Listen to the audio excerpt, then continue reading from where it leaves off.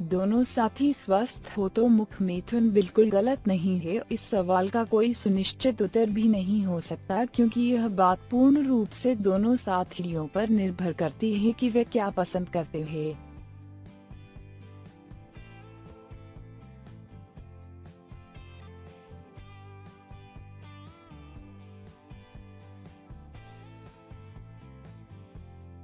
अगर दोनों साथियों को कोई संक्रमण नहीं है और वे अपने यौन अंगों को साफ रखते हैं तो मुख मैथुन करने में कोई बुराई नहीं है। मुख मैथुन से संभोग का आनंद दुगना हो जाता है और नारी को उत्तेजित करने में बहुत सहायता मिलती है।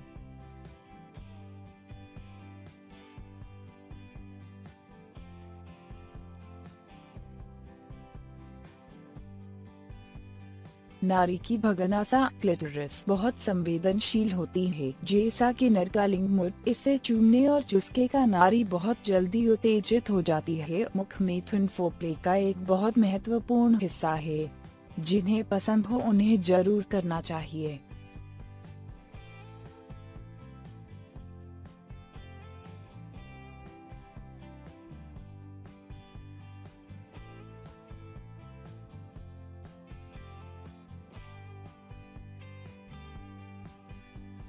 ओरल सेक्स को भारत में घृणित और निंदनीय समझा जाता है, लेकिन इसके बावजूद लोग इसे कभी न कभी आजमाते जरूर है। इसके बारे में यह भी कहा जाता है कि इससे कैंसर भी हो सकता है।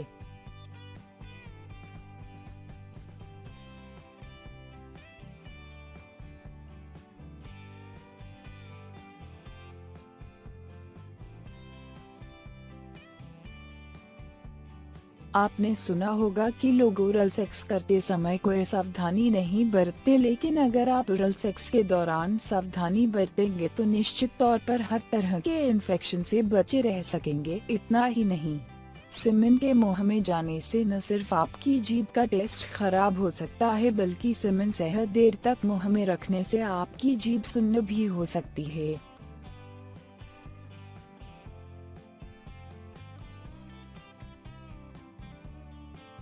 प्लीज इस वीडियो को लाइक और शेयर करें तथा हमारे इस चैनल को प्लीज सब्सक्राइब जरूर कर ले, जिससे आप हमारी नई वीडियो की अपडेट्स आसानी से पाते रहेंगे। इस वीडियो को देखने के लिए धन्यवाद।